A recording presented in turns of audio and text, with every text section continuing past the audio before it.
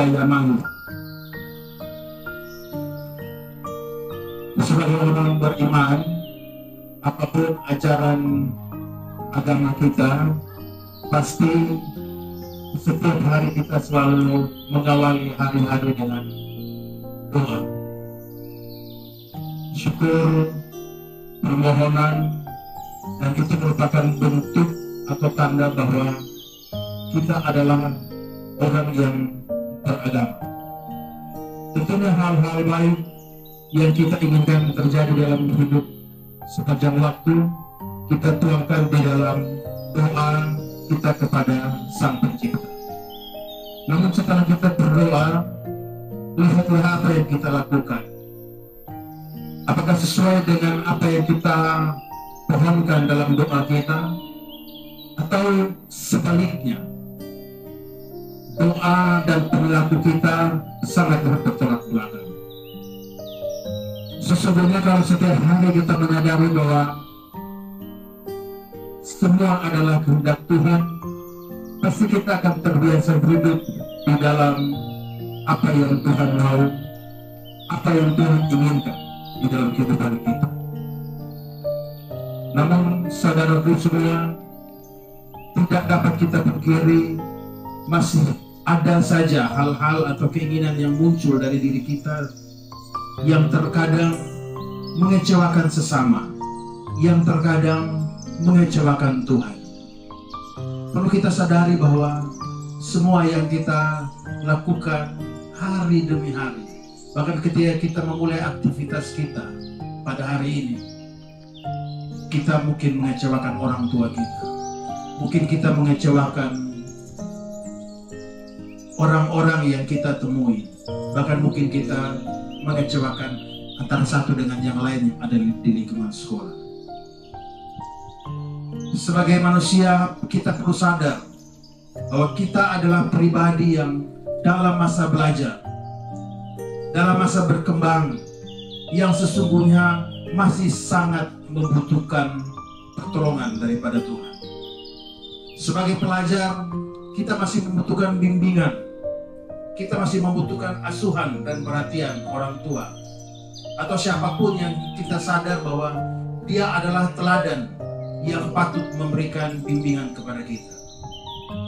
Kalau kita semua mau menyadari ini, maka saya percaya bahwa kita semua akan merasakan munculnya semangat hidup yang baru dalam keseharian kita.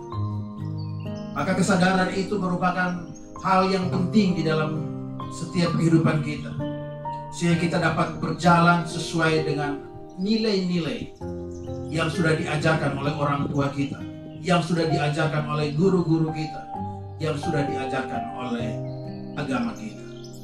Maka buanglah kebiasaan malas, acuh tak acuh pada perintah dan petunjuk orang tua ataupun guru kita.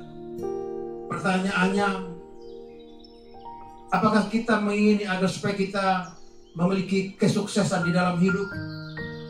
Sudah tentu semua kita berkata, ya, saya ingin sukses. Namun kita harus berusaha melepaskan diri kita dari kebiasaan-kebiasaan yang salah. Keadaan kita 5 tahun akan datang, 10 tahun akan datang, akan menggambarkan kita pada hari ini. Kalau pada hari ini kita memulai membentuk kebiasaan-kebiasaan yang baik, maka 5 tahun atau 10 tahun akan datang. Mimpi, harapan, cita-cita kita tentang kesuksesan itu akan menjadi bagian di dalam diri kita. Maka coba kita bertanya pada diri sendiri, kenapa saya malas? Kenapa saya selalu egois? Kenapa saya selalu melawan orang tua? Dan kenapa saya tidak bisa diandalkan dalam meraih prestasi seperti anak-anak yang lain? Kapan saya bisa membanggakan orang tua, para guru, ataupun lembaga pendidikan ini? Ataukah saya hanya bisa duduk, bermain, menghabiskan waktu terbuang begitu saja, tanpa memberikan manfaat apa-apa? Sebagai orang yang beragama, maka pakailah budaya malu itu.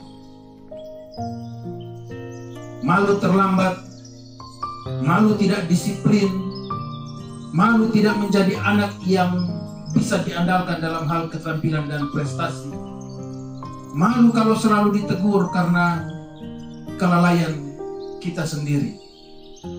Setiap kita seharusnya memiliki budaya malu itu. Kalau kita mau mengaca dari orang-orang yang ada di luar negeri, mereka tidak nyaman melihat ada sampah di sekeliling mereka. Mereka tidak nyaman kalau mereka tidak mengerjakan tugas yang diberikan kepada mereka. Maka satu kata yang ingin saya sampaikan, karena mereka mempunyai rasa malu. Kalau sampai hari ini ada di antara kita yang tidak punya merasa malu, maka sesungguhnya kita sedang ada dalam satu masalah yang besar. Orang berpendidikan sekali saja ditegur pasti langsung berusaha untuk berubah menjadi yang lebih baik. Jangan mau dikata sebagai anak yang tidak berguna, maka bangunlah semangat baru, pola pikir yang baru, hidup yang sehat, maju, optimis, dan kreatif. Keadaan hari ini seharusnya menjadi tolak ukur. Kalau orang lain bisa menjadi pribadi yang baik, maka saya juga harus bisa menjadi pribadi yang lebih baik daripada dia.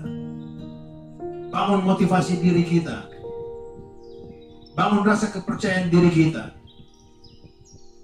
sehingga kita kelak di kemudian hari akan meraih apa yang kita impikan, apa yang kita cita-citakan.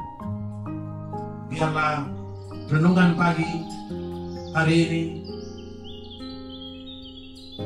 boleh menjadi kekuatan menggerakkan diri kita untuk kita menjadi pribadi yang lebih baik.